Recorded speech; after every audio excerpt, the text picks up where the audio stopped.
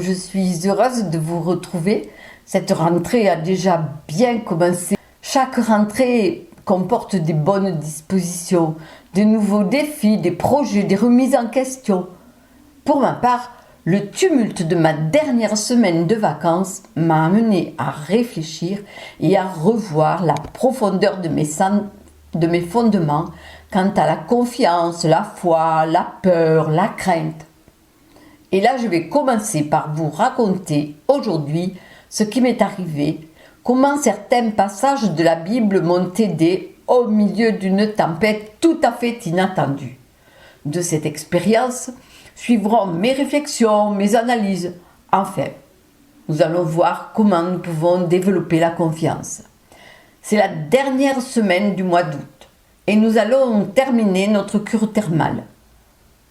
Nous remercions le Seigneur pour ces eaux chaudes qui coulent de la roche, ce temps de repos qui nous conduit chaque jour à la méditation, au partage. Mais voilà que le dernier lundi, la gorge me pique un peu. Puis, rapidement, un gros ganglion apparaît à mon cou. Je pense bien débuter une angine. Mais le lendemain, plus aucune douleur. Et le ganglion est toujours là. Je passe donc chez le médecin qui ne me rassure pas du tout. Et ce médecin connaît mon histoire. 2 périodes de cancer dont vous pouvez retrouver quelques témoignages sur le Top Chrétien ou podcast de Vita Radio. Enfin, les picotements ont cessé.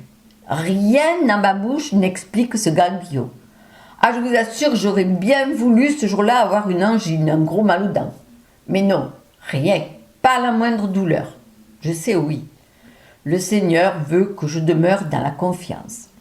Et de tout mon cœur, j'essaie de la vivre. Seigneur, que ma foi prenne le dessus sur ce qu'il a perverti si bien.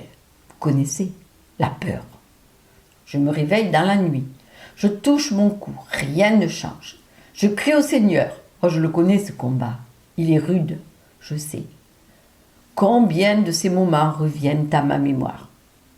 Le casque de mon armure est-il bien en place? Des traits enflammés arrivent et par moments mes pensées s'emballent. Seule la prière et surtout la louange me donnent des moments de repos. Puis ce verset d'Ésaïe 30 qui m'a si souvent soutenu la main et qui revient sans cesse dans mon cœur.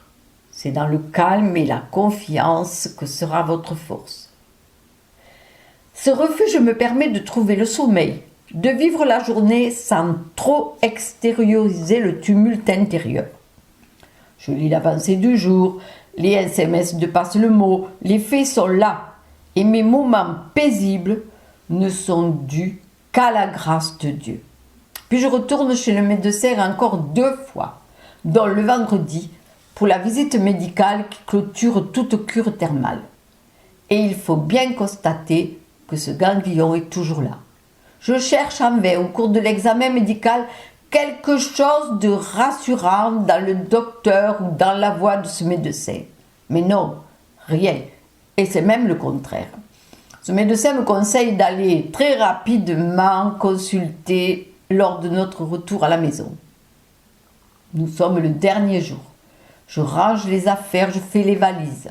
Puis comme chaque soir, nous avons un partage dans notre studio. Les besoins des uns et des autres sont souvent importants. Et depuis notre arrivée, nous apportons ce que le Seigneur nous donne, avec amour et simplicité. La dernière nuit s'annonce semblable à toutes les autres, et par la grâce de Dieu, je m'endors malgré bien des interrogations. Comme toutes les nuits, je me réveille. Et aussitôt, je vérifie mon cou. Encore un petit sommeil et très tôt, ma nuit est terminée. Je vérifie encore, rien n'a changé. Je ne peux plus me rendormir. Et comme tous les autres matins, je prends doucement mon petit écran pour lire ce que j'ai reçu. Et du fond de mon cœur monte ma prière. Ce matin, je regarde le mot du Top Chrétien et je lis. Marie-Ange, Jésus passe aujourd'hui, n'aie pas peur de l'importuner. Puis il me donne ce passage de l'évangile de Marc où nous rencontrons l'aveugle Martimée. Et il rajoute: prends courage, lève-toi, il t'appelle. Jésus connaît mon besoin, aussi bien qu'il connaissait le besoin de Martimée.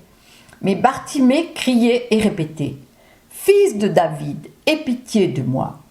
Et ce mail termine en disant: prends courage, ma fille, reçois son miracle pour toi en ce jour. Tous les matins, je lis les messages. Ce matin est-il différent des autres matins? Dans le silence, je ne veux réveiller personne. Les mots montent dans mon cœur. Bientôt, le jour se lève. Et chacun s'active pour le départ. Les valises sont bouclées. Pendant que mon mari les descend, je termine les derniers nettoyages avant le contrôle. Là, je peux faire du bruit. Alors je crie comme Bartimée: Fils de David, aie pitié de moi. Jésus, fils de David, aie pitié de moi. Puis tout est terminé. Nous prenons la route pour la maison que nous retrouvons après juste 1 heure de trajet. En arrivant, je range ce que nous sortons de la voiture et je crois que dans l'activisme, j'oublie un instant mon problème. Soudain, je sens une grosseur sous ma langue, vers les glandes salivaires. Je crois tout simplement à un nouveau débordement de mon imagination qui avait cherché en vain depuis 5 jours toutes sortes de symptômes dans ma bouche. Je passe encore ma main sur mon cou pour constater que le ganglion est toujours aussi gros, aussi dur. Mais alors, un liquide bizarre s'écoule dans ma bouche. Je ne sais quoi d'incolore. Quelque chose a eu lieu et je prends soin de me rincer la bouche avec une solution appropriée. Ensuite, les choses vont très vite. Médicalement, je ne sais pas trop. Mais moins d'1 heure après, mon ganglion avait disparu, ne laissant aucune trace. Mon cœur et mon esprit soulagés, je ne peux que faire monter ma louange vers Dieu. Mais je veux aller plus loin. Je suis bien consciente que je suis passée là, pendant toute cette semaine, à l'école de la confiance. Et j'ai compris que je dois faire encore des pas pour la développer. Vous aussi peut-être, parce que, vous le savez, nos peurs, nos craintes, nos angoisses, quel que soit le domaine, ils nous oppressent, divisent nos forces, nos ressources. Nous allons méditer encore et je vous dis à bientôt, mais avant, bonne écoute.